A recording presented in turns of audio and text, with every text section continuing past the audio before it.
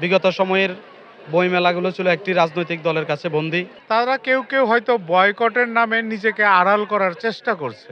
যে নতুন বাংলাদেশ বিনির্মাণ হয়েছে, এবারের বইমেলা এসে আমরা তা ভালোভাবে উপভোগ করেছি।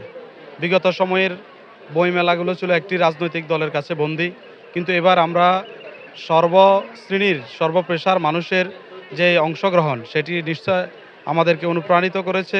16 বছর যে কথা আমরা বলতে পারিনি, যে লেখাটা আমরা লিখতে পারিনি, যে প্রকাশিত বইটি আমরা মেলা কোনো দোকানে প্রদর্শন করতে পারিনি, সেটি আমরা প্রদর্শন করতে পারছি।